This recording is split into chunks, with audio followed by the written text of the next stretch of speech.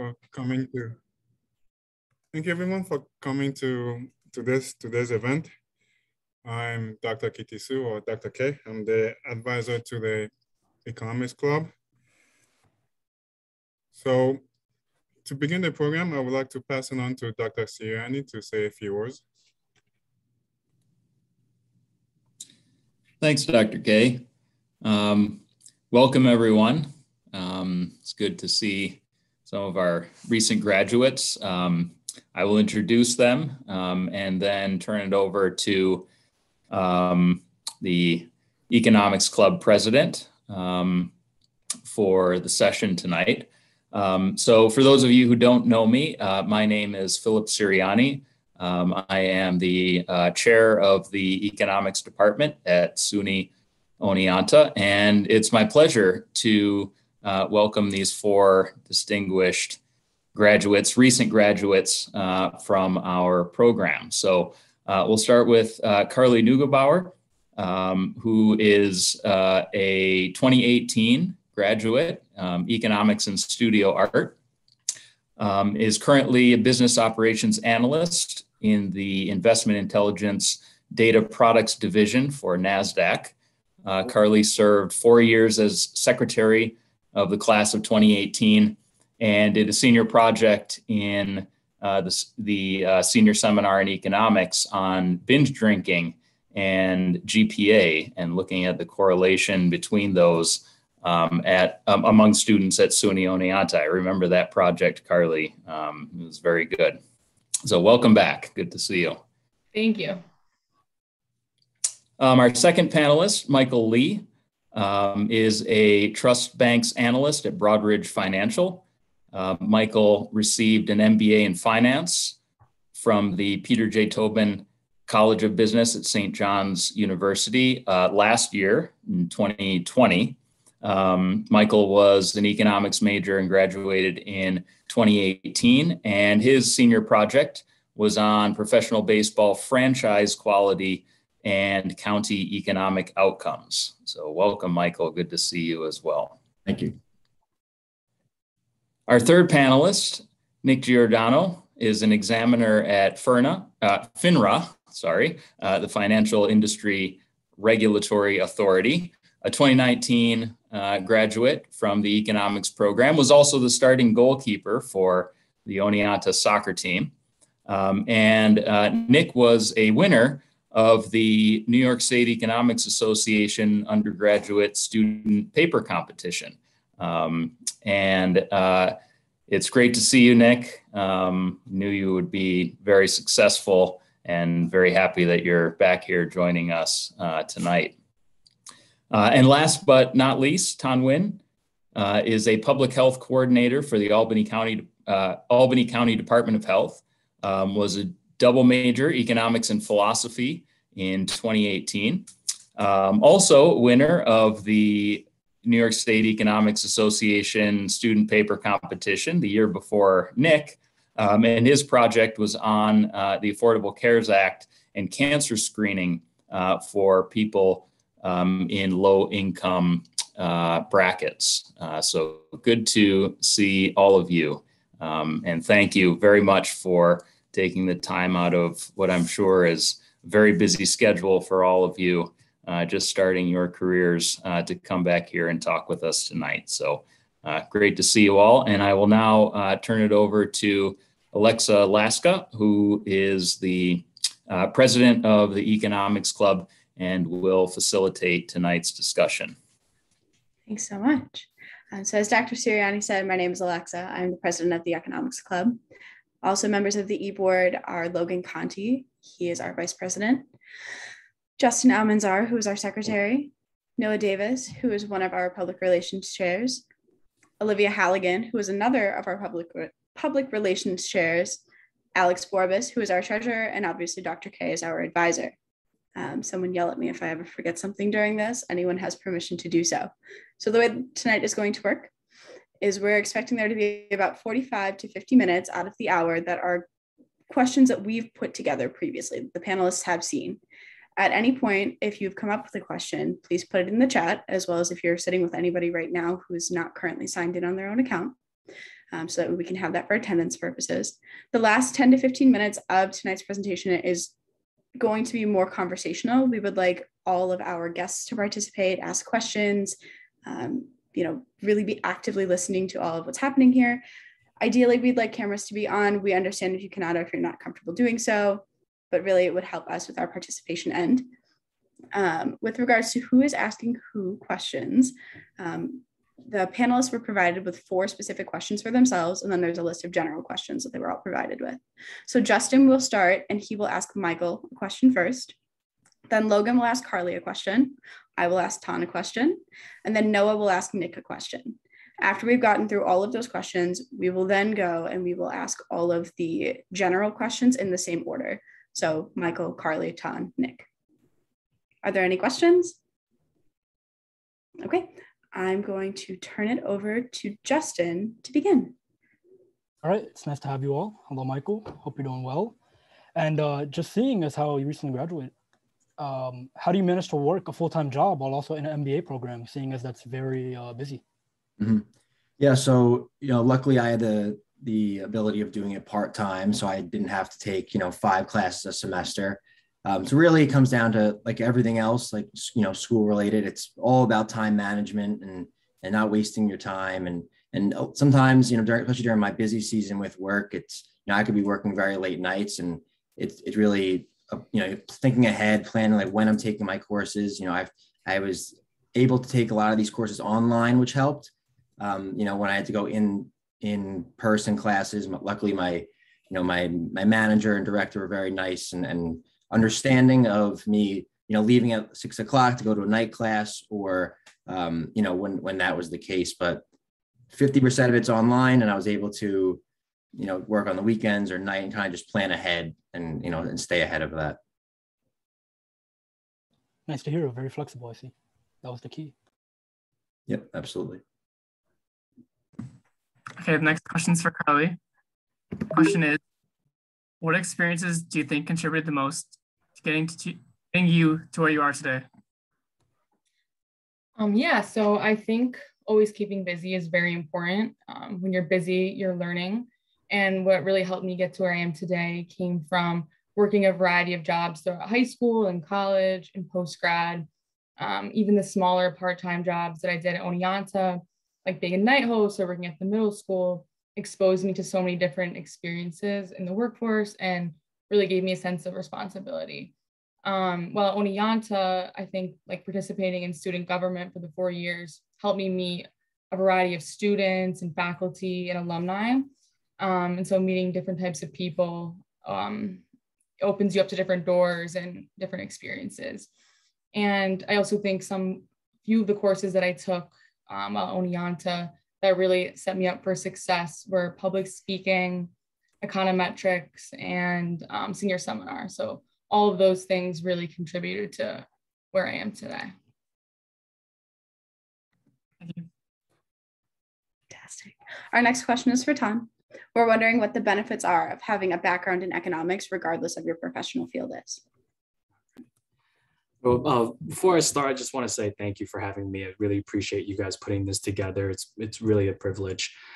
Studying economics really provided me with so many transferable skills, and I'll try to be really specific with them. When we're studying economics, we're really trained to analyze and interpret information, what works and what doesn't. I think of economics as, kind of like a lens that you put onto things to analyze and see whether it's effective or not. When I was doing my first real hands-on experience of this was senior seminar, right? Like healthcare was what interested me. And I looked at how I can apply that economic lens onto healthcare. I left college really not doing economics or philosophy. I got into healthcare, and the first agency that I worked for was an LGBTQ-based organization that focused on chronic illnesses among marginalized communities. And, this doesn't really sound like economics at first until you realize that a large part of my job was really studying social determinants and looking at client health index and really looking at relationship between 2 different factors, right? Maybe age and substance use, or financial status and willingness to engage in risky sex behavior. in my current job, I do a lot of balancing and relocating resources. And, for example, if I'm receiving a large shipment of vaccine, one of my responsibilities is to, allocate this to hospitals, pharmacies, or maybe different primary care practices. So it's a lot of fun. And one of the things I have to do is look at the data, right? Look at what vaccination rates are for a certain zip code. That's how we break it down. And so, it makes sense, right? That we'll have to allocate more resources to zip codes with a higher susceptibility to false vaccine information, for example. But it's really our responsibility to come up with and figure out what these determinants are and what these factors are, and address them, right? So this really doesn't scream economics, but fundamentally the economics is there. Economics is the study of allocating scarce resources, and that's what I'm doing, and my background has been very helpful. That's fantastic. Thank you. Our next question is for Nicholas. How did you utilize your internship experience to receive a full-time offer at the firm for post-graduation? Hey, Noah, thanks for that question, and hope everyone's enjoying their night so far. Sorry for my stuffy nose. I'm shaking off a bit of a head cold here, but so I think right off the bat, I think internships obviously are very pivotal in landing a job, whether you take the job from your internship or you use that experience and put on your resume and then find another job elsewhere. But it may sound cliche, but you really have to make the most of it. And what I mean by that, right, is when you're assigned a task, do it diligently, do it timely, and pass it on to whoever it needs to be. I know that sounds so simple and so cliche, but depending on the task, especially if you're an intern, you may not know exactly what you're doing. And at least where I work at FINRA, it's a very open environment. They always say there's no dumb questions, and that sounds silly, but it's actually very true. They're very receptive of any question, and they're always they always want people to inquire more. So if you need help, at least at FINRA, I would say go out and ask for the help. And then if you finish your work, go out and actively look to help someone else, whether that's your boss at the internship or if it's someone else. People are always looking for work that they would like to offload, and it helps grow your network internally. And everyone's always watching, right? I think that's a big thing too, that your demeanor matters a lot, especially when you're in the office and it's an internship. Maybe your boss isn't around you, the other interns aren't around you, but someone's always watching, someone's always reporting back. And I think reaching out and always just giving it your most to whoever you're working for is a big thing. And then lastly, I think as an intern, I don't think they expect you to know everything. Well, they definitely don't expect you to know everything, but when there are the chances that you could be a leader, do so. They come few and far in between, again, because you're basically the lowest on the totem pole there in terms of the hierarchy at the firm. But there are a few chances where you can lead, whether that's an intern project or it's simply, like I said before, going out and actively looking for other work. That's, showing some leadership quality, some responsibility. And I think that goes a long way. I think employers, especially where I work, are just looking for intelligent, diligent employees that would just continue to actively look to learn and grow and help the team as a whole. So I hope that wasn't too cliche, but it's really the essence of it. Thank you. Great to hear. And right back to Michael Lee. We just saw that you had worked, what was it like working for the students from around the world for the X-Culture program? Were there any differences? Yeah, so a little bit of background on the X-Culture program for people who aren't aware. I was fortunate enough to have a professor during my MBA program that signed our class up for the X-Culture program. And what it is you work with random other students across the world that are, in other programs, other schools all across the globe. And you get randomly assigned with a group of 5 or 6 people. And usually they try to split up in, different time zones, different languages, things like that. And, you really have nothing. So the first thing you do is you meet with, a certain company that you want to meet with. They explain to you a problem they're having, and you have an X amount of time to come up with a business plan with these other individuals that you're assigned to work with. So there were times for every Friday night for 6 weeks, I had to set an alarm for 2:30 in the morning and meet with my team, just because it made the most sense for everybody else, and it made everything work. So there was definitely some instances where English wasn't the first language. It was the most common one that we decided that was how we were going to communicate. Not like I had much of a choice, but luckily the teammates were able to speak a little bit of English. There was definitely some translating that had to happen, but it really came down to, we all had the same goal, as long as we were doing our part. And it was like a lot of your typical class projects where there's some people that don't do anything. There's some people that give a hard time, want to do it their way. So really it was, and I know we had one student in the class that wouldn't attend the meetings. So it was really like your typical learning how to work with people. Once you get past the differences at first, it's like, all right, we have this goal to complete, and it's just how to overcome the problems that you face. And then once we got to the end of it, we were able to present our business plan back to the company and, kind of get their feedback for it. So it was a good experience. It helped me learn how to, work with, a diverse group of people, how to get things done when there's obstacles in our way, and just kind of at the end of the day, making sure something gets done that needs to get done. And that was, one of the best experiences I've had, work or school wise, and, very grateful for it. Because when you get to, the real world and you're working with different people, people are difficult and they don't always want to hear what you have to say. So it's really just knowing what has to get done, communicating it, and, ultimately getting everything done on time, the best of your ability.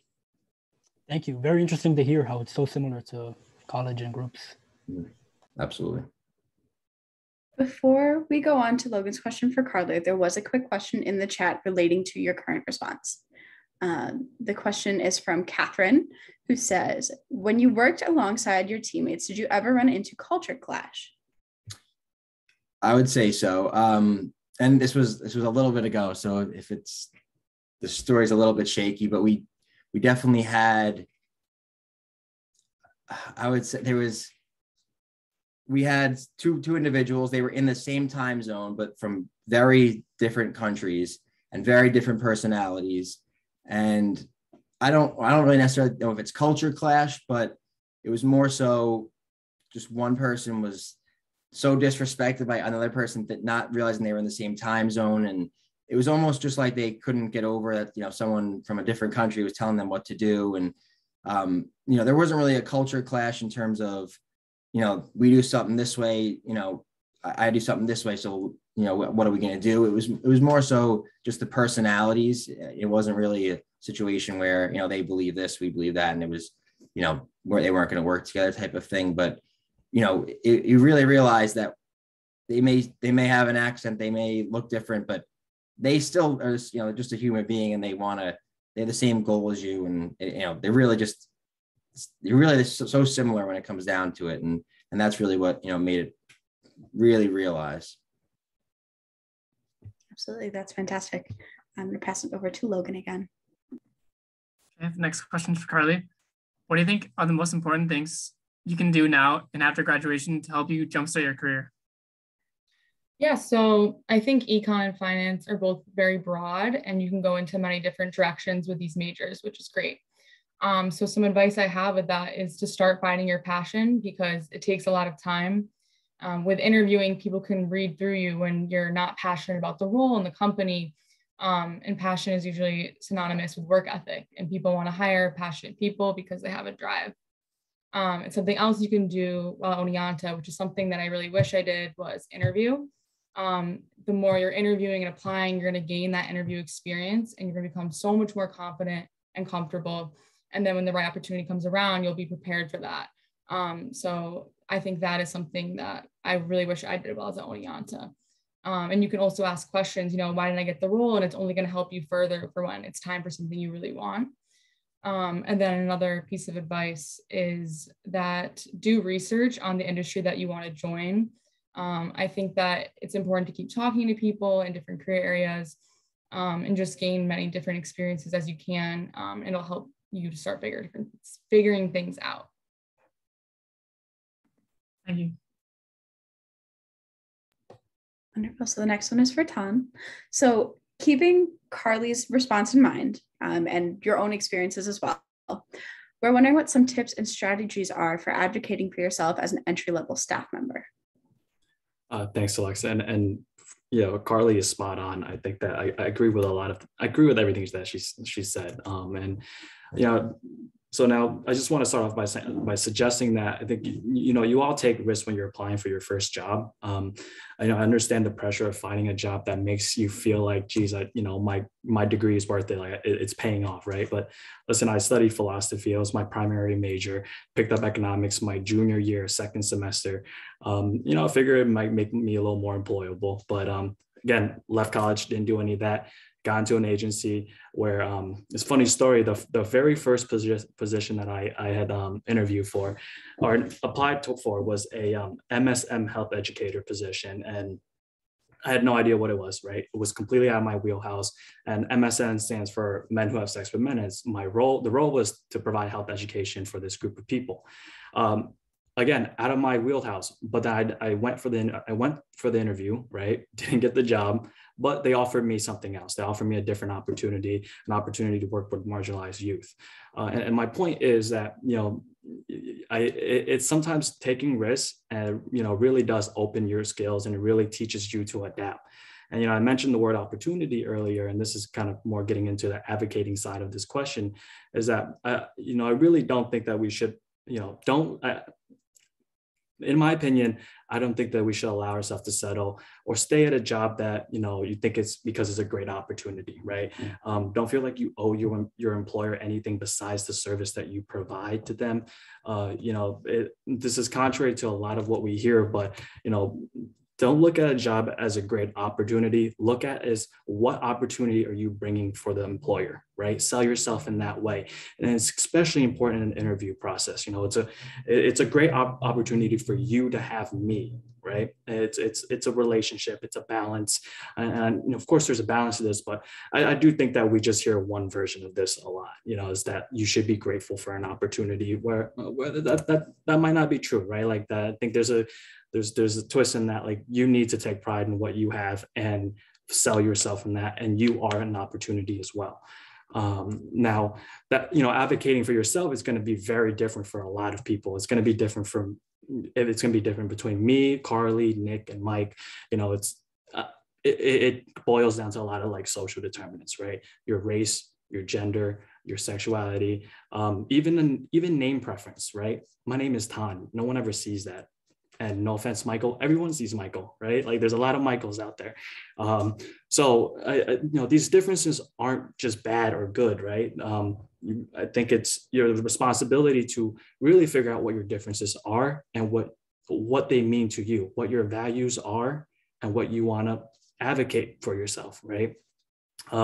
Just a little personal, right? Like, I'm in a field currently that's very homogenous and very old. Right. So I get, sometimes I get I've gotten comments where, there might be ageist and subtle racism. And for me, the way I handle them is I'm very direct with them. Right. And for some people, that might not be what you're comfortable with, but it's figuring out what you're comfortable with and what you want to advocate for.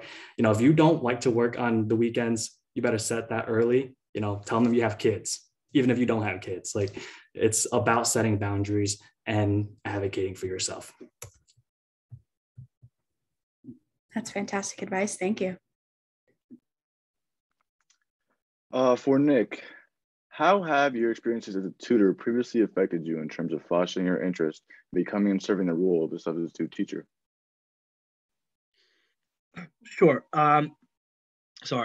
Just before I answer that question, just one thing that Tan said that kind of resonated with me.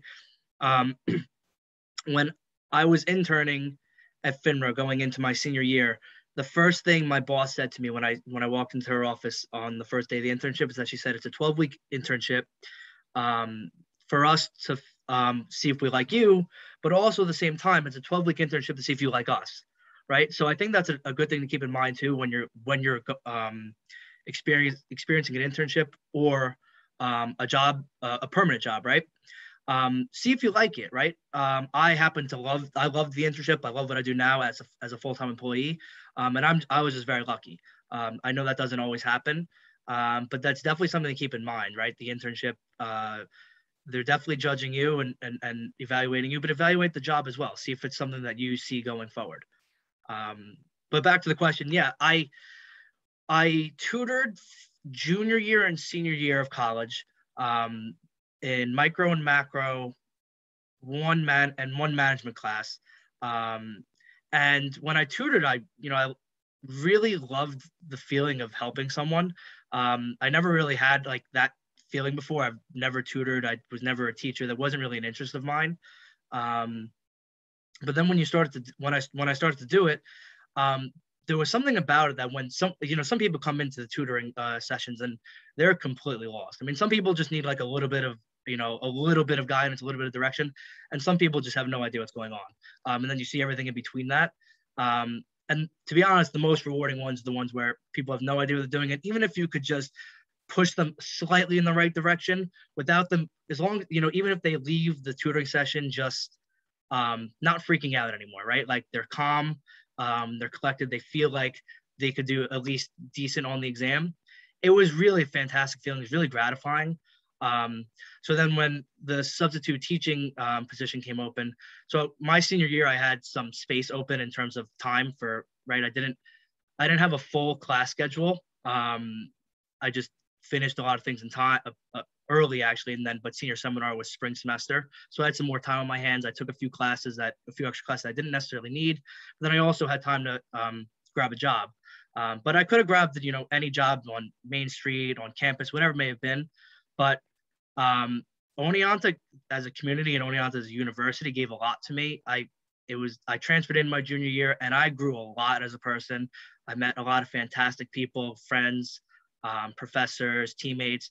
I mean, really, I owe a lot to that place. So I thought, let me take my job and rather than work, on Main Street at a bar or a bouncer or whatever. I mean, I'm not the biggest guy, so maybe not a bouncer, but I thought, let me give back to the community a bit here, and really connect with the community and help them out. I mean, I wasn't doing much. I was really just a fill-in, right? If the older ages were probably where I was doing a little bit more because when they're younger, it's kind of just babysitting. But even when it was as simple as that, I was much happier giving back to a place that gave so much to me rather than just going to a place on Main Street and picking up a paycheck. Very interesting. Thank you. Great to hear. And now a question to Michael Lee. Can you describe your LifeStraw publication from December 2020? I guess the general contents of it and what sort of research went into the project and how it applies to now. Yeah, so again, it was another program that I did through St. John's when I was getting my MBA there. And we were teamed up with two other people in our class. Similar to the last project that I talked about, they gave us a list of 20 current like economic impact topics, and we had to pick 3 of them and then research a company that we could research and do a story about essentially, and then provide like our research based off of those 3 economic factors. So we had to not only find the company, we had to interview somebody from the place itself, which we ended up finding LifeStraw, which was, I don't know if anyone's seen it. It's definitely a cool invention where you could stick almost looks like a little skinny water bottle that you can stick into any body of water, and it cleans it and makes it healthy to drink, which they really are a great company, and they give back, and they provided a lot of clean water in the world, which is very much needed. So that was something that we really wanted to research, and it goes back to we could have found something that was easier, that we could have researched and small company and that did X, Y, and Z, but it was simple. But really it was important to us to do something that was worth our time. And when we ended up speaking to, one of the employees at the company, it was just evident how the goodness of the employees there, just like showing through, when we were speaking to her. And, it was very, very good experience researching it and just seeing how good of people they were and how much they gave back. And we were lucky enough that we submitted our research, and not all of the reports in our class were published. It was one in, I forget the region that we were competing against, but our paper was chosen based off, compared to hundreds of papers. And luckily they were able to publish ours, which was, a testament to the company itself, because I think if anyone wrote about it, it was they do such good work that, it's super impressive, and it's just such a, makes you feel better kind of reading what they do. And, but it was a nice pat on the back to see that our research with them and not choosing something very simple was, worth our time. Great to hear how you chose such a great company to spotlight your research. Okay, the next question for Carly. What's the transition from one field to another like, for example, from food prep to analytics? Yeah, so to give some context to everyone, I knew that I loved working with data and statistics. So after graduation, my first full-time role was at an engineering company as an analyst. And it was a contract, so it eventually ended. And then I moved into the education industry as a data analyst. And I really, really loved that role so much. I was working with academic data, cultural data, behavioral data. And I'm sure Dr. K knows that I love working with that type of data based on what I did for my paper. And it really felt like I was making a difference, but there was just not a lot of growth opportunities within the education industry for the type of position that I wanted to be in. So I decided to make a big leap into tech and finance. And it was very hard coming from education into, NASDAQ. It's a stock exchange, it's a tech company. So I really had to convince them that I knew their business. So I looked up all of their data products, try to figure out how they work. And I had to put in a lot of research and work, to prove myself. So I think that if you're committed to being a lifelong learner, an industry change is not too tough. Thank you. That's fantastic. So our next question for Tana is, we're wondering what it was like to work in the Comptroller's office and what your role was, the kind of responsibilities that you had, and how that may have evolved over time. Thanks, Alexa. So it's really interesting that you guys chose that work experience, because one of the things I learned working in the Comptroller's office was that I do not want to work in the Comptroller's office. I do not like auditing, taxation, accounting.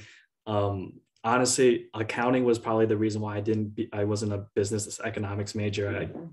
I bombed, like my first accounting course. But I mean, the Comptroller's office is cool, right? It's like investigative accounting, like you get to like trace numbers and all that stuff. But I realized that wasn't what I wanted to do. And I got, I had a great opportunity to be the actual like personal assistant for the Comptroller himself, Michael Connors, who was the Comptroller for Albany County for, decades. He's a great man. And my role then transitioned to really participating in county government, in the sense that I was representing the Comptroller himself and the county in, like roundtable meetings, meeting with local initiatives. I mean, one of the things that just jumped in my head was a Solarize Albany initiative that happened a couple of years ago. And like the name, the goal is to put solar panels on, all the houses in Albany and in the city of Albany. And it was a really fun experience. I was able to do research for a new waste management site for the county. The current one is running out of room now. So it's interesting because what I learned about working in the Comptroller's office was I didn't want to work in the Comptroller's office, but I realized, I found what I did want to do. And that was working with people, collaborative work, team building, and just really being able, I guess in some way change the world, right? Or add something to it. And that's probably why I'm in government work now. That's fantastic. That question was actually derived from our treasurer Alex's experiences working in a similar role. Yeah, Oh, over the summer, I worked at my town comptroller's office, so I was just interested if you had similar so what do you think of it, Alex? experiences. What do you say? What's your take on it? Give me your 2-minute take. There were parts that I enjoyed, and there were parts that I didn't enjoy. A lot of it was having to just file paperwork, and I didn't necessarily enjoy that because sometimes it was 6 hours a day. You were just putting papers in a copy machine. So yeah, that doesn't sound fun. Yeah. Well, thank you. And for Nick, how have your experiences as a tutor previously affected you in terms of fostering your interest in becoming and serving the role of a substitute teacher? I think we answered that on the last round. Yes, it was answered last time. I think the question that he intended to ask was, what are the similarities and differences between academics and the workforce? And how have you been able to translate your college experiences to your current professional position? Yeah, no problem. Yeah, there's actually a lot of similarities. Individually, I think a big thing is compartmentalizing and your work and a ton of organization, especially for what I do now. I regulate broker dealers within the financial industry, so I have to request a lot of documentation to make sure they're in compliance with all the financial rules and regulations. So whenever I send out requests for documentation, right, they could send you back a zip file that is just hundreds of pages deep. So you'll know once that comes in, you'll have a ton of documentation to look over, but you'll also know at the other end, when you have a follow-up request, we have to give them at least a week or 2 weeks, depending on the request, for them to give follow-up documentation back. So, and you're working on more than one firm at a time, right? Depending on the size of the firm, it could be, last summer I was up to like 10. This year is probably like 7. And it's a lot, but if you organize it correctly, you'll know, okay, I sent out this request for this firm, I have 2 weeks. But I also have this documentation right now to go over for this firm. And by the time that original request comes in, I'm already looked through this documentation. I'll send out another request for the other firm. So a lot of organization. Being very proactive is big as well, because same way at school, right? When you're taking all those courses, if you take a day or 2 off, and then who knows, maybe it snowballs into a few more days after that. But really, when in the height of it, if you take a day or 2 off, the work really starts to compound, and then it could get overwhelming. So I say just always be proactive. And then I was the goalkeeper on the soccer team, so I like to sometimes think that I can make a connection between sports and my office job that I have now. Obviously a lot less physical activity, but there's a lot of teamwork that goes on behind the scenes. I think sometimes, especially, there's a stigma that finance is very individualistic, and to an extent it is, but there's definitely still a lot of teamwork that goes on behind the scenes.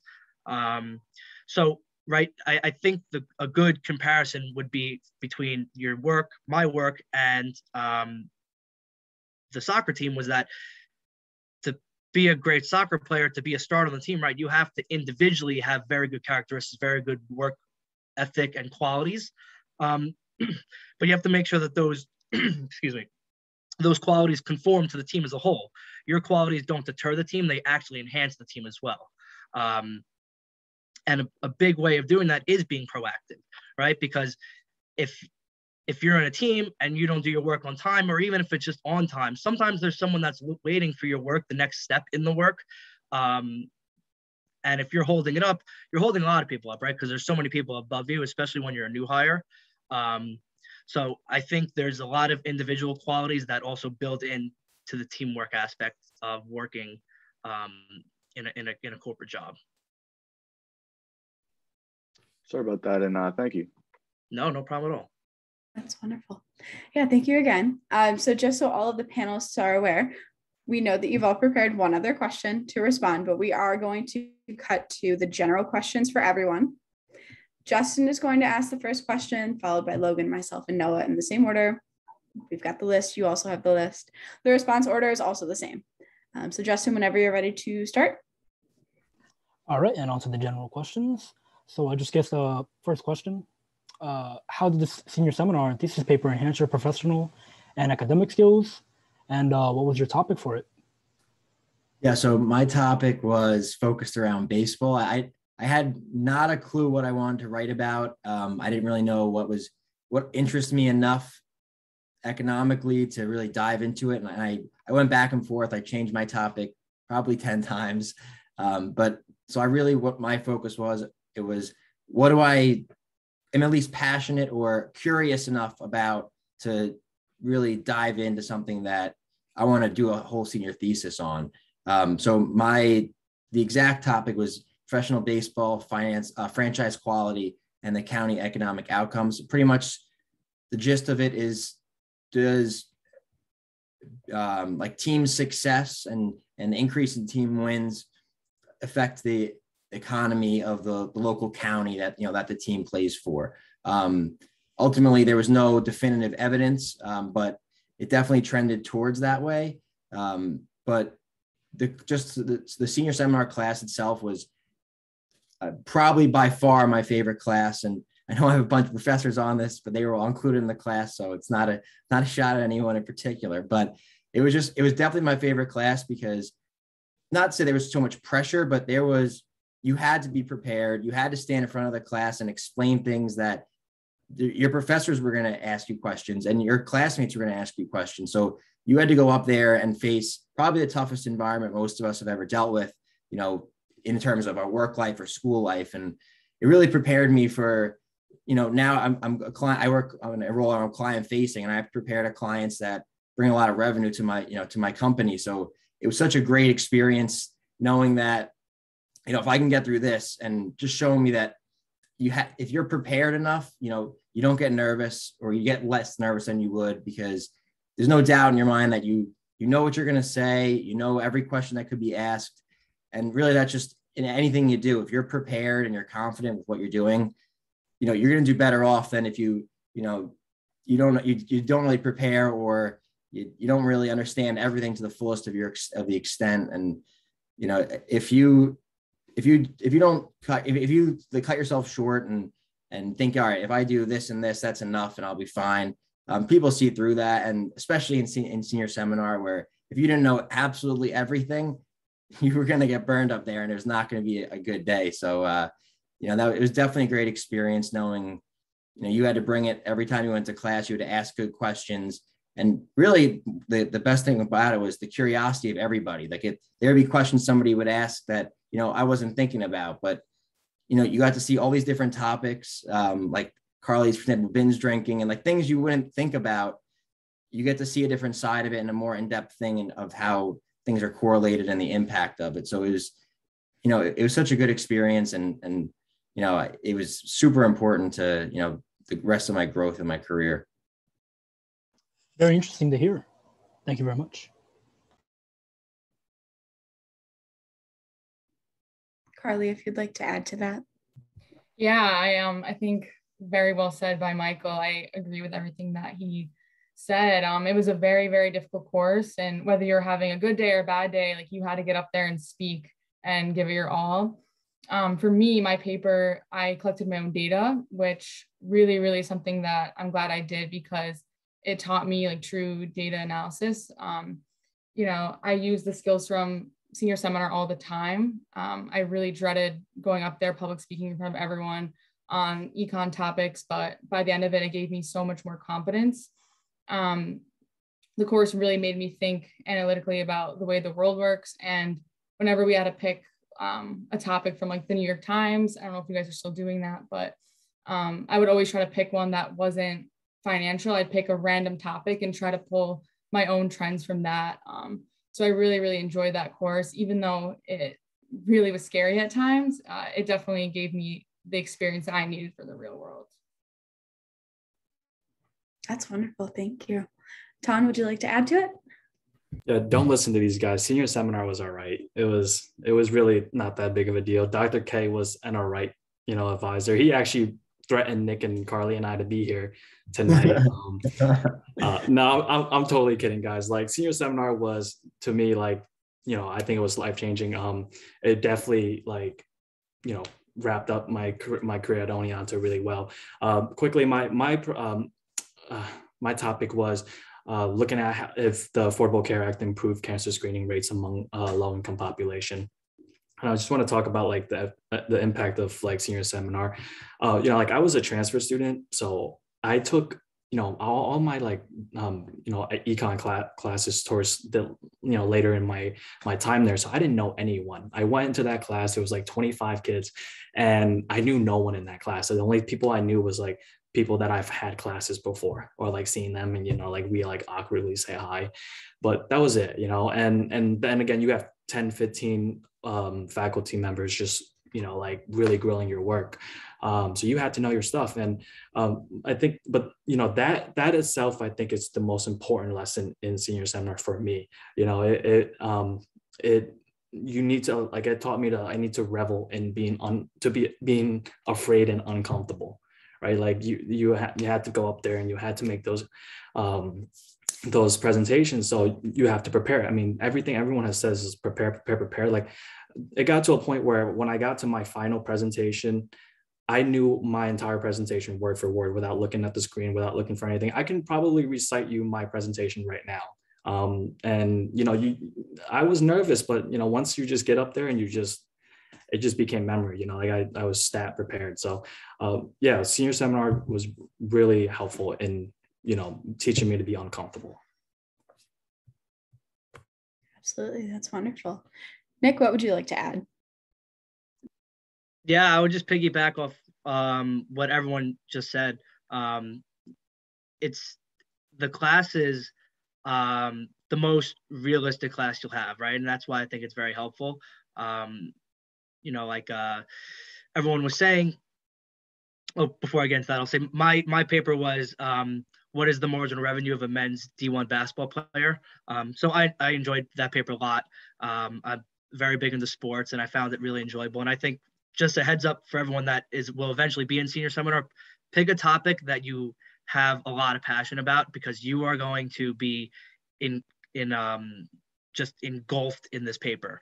If you take it seriously, and I would imagine all of you will, but it takes a lot of time and a lot of effort, and you're constantly, at least me, I was constantly thinking about it. And maybe that was because I loved my topic.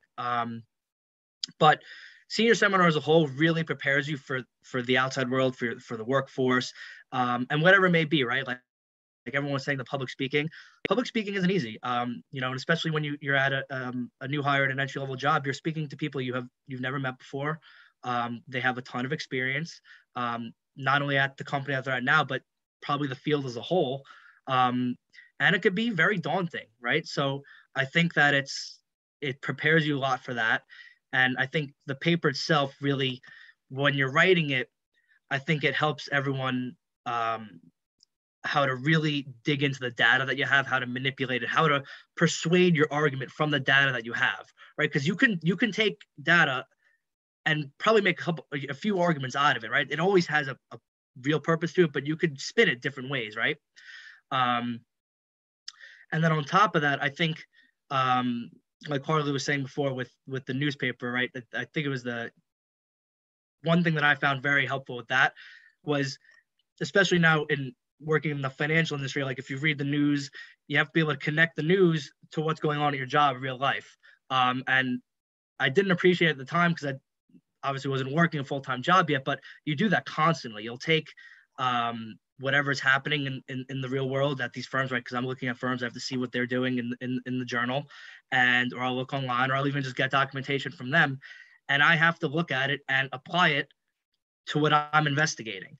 And it really prepares you, the class really prepares you in terms of really understanding and doing some investigative work and preparing a solid argument that you can always have a counter to, you can always have a discussion about. Because like everyone was saying, if you don't know your stuff, especially when you're in front of the class, you're in front of all those professors, it'll be very tough to just skate by. And that's the same way when you're in the office, right? If you're talking to your boss, you're talking to a colleague, maybe doing a presentation. If you don't know your stuff and they have a follow-up question that you may not know, I mean, it's really downhill from there. Absolutely, makes total sense. Well, thank you to all of our panelists for answering these.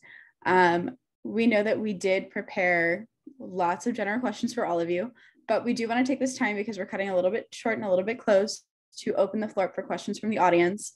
So for anyone who is comfortable just unmuting themselves and asking a question, please feel free to do so. If you'd prefer to use the chat, feel free. And I see that Julian has his hand raised, so we're going to go with Julian first.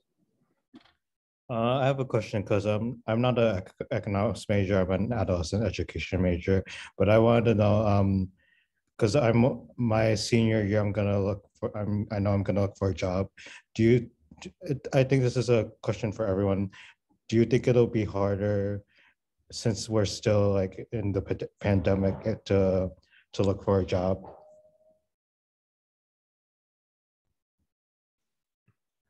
Personally, I think it may make it easier. I think, especially with interviews, I would imagine almost all of them are on Zoom. Yeah, so I mean, and there's a ton of jobs open, and like Carly was saying before, right? Just interview, and they may go well, they may not, but that's all right. That's life, and it happens, and you learn from it. But I do think the opportunities are definitely there, and it's very accessible nowadays to just get, they'll hop on the Zoom call. And it's very easy, right? There's no commuting. You could do it on your lunchtime, and it's, I think, quite easy. Yeah. Yeah, going off of that, I agree. I started this job 10 months ago, and I truly don't know if I would have gotten it if I interviewed in person. I personally think it's a lot easier to interview over Zoom. You're in your own space. You can prepare, you get ready. You could have notes in front of you, your resume, whatever you need. I don't know the exact position you're applying for or what the market looks like for that, but I think that if you just keep preparing and practicing, I really think interviewing at home during the pandemic is easier for me at least. But good luck, Julian, and just remember, the opportunity you're bringing for them. Thank you. I appreciate it. Fantastic. So we do have another question in the chat. John, if you want to raise your hand on here, I'm going to read your question out. John is wondering, would you say the goal of senior seminar and presentations at work is to be persuasive, or is it to present the science? And I'd like to add to that, is it a balance of both in any way? Yeah, so I could take that one. I think, I guess, anytime I guess you talk, you can be persuasive and get your point across. Really depends what you're doing. If it's more of a selling role or, an account management role where you're trying to convince someone or, help someone get what they need, I would say maybe persuasive more. But, in my role, I do a lot of business reviews where I'm just preparing and presenting data to our clients. And it's really just showing them what they want to see and, answering the questions that they have. Persuasion always helps and you could, make something seem like something else, but it's really just saying the truth and showing what they need to see and, just being genuine with it. It's, that's definitely the most important thing. John, I think that it's an opportunity for you to show that you are the expert in a topic. You are the expert in the room about something. It's an opportunity for you to show that, your excellent work and all the hard work that you put into it. And that might be persuasive for some people, but, it's about showing what you know and preparing, right? It's the skills that leads up to that final presentation. Wonderful responses. So we only have about 3 minutes left in our program, and I'd like to ask the professional staff that's here if any of you have any questions for your former students or anything that you would like to ask about that maybe current students may not think of.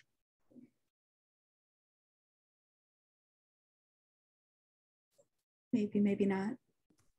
Well, my question for the panelists, any panelist really, were any of you a part of the Fed Challenge? Yes, I was. Yes, you were. What's that like? It was great. Dr. Story is the best. And anyone that can take that class should take that class.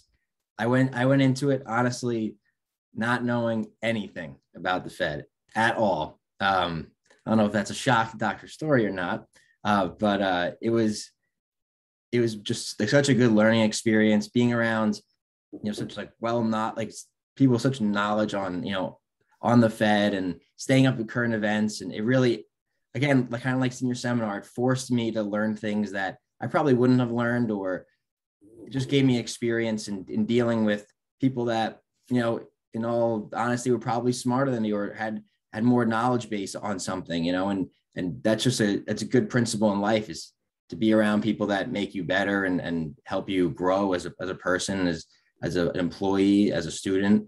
And that was the best experience. It was one of the best experiences I had just overall in you know, learning, or, you know, school just in general. Is a very good experience.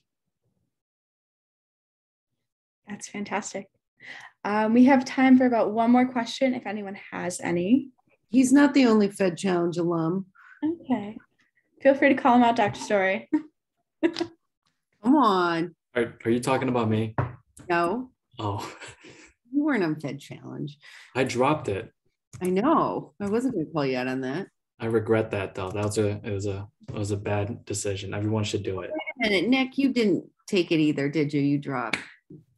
No, I didn't do it at all. No, I didn't. Darn it. Yeah. I never signed up either. I tried to get you. That's what it was. I think it conflicted with there was definitely a conflict. I can't remember what it was though. Like your athletics, where it was the time or something like that. Yeah, because I went to the introductory meeting, but then it was definitely something with athletic. Sorry. Okay, it's just Michael. Okay, everyone's off the hook then. But they would have if they could. Oh yeah, I would have. Yeah.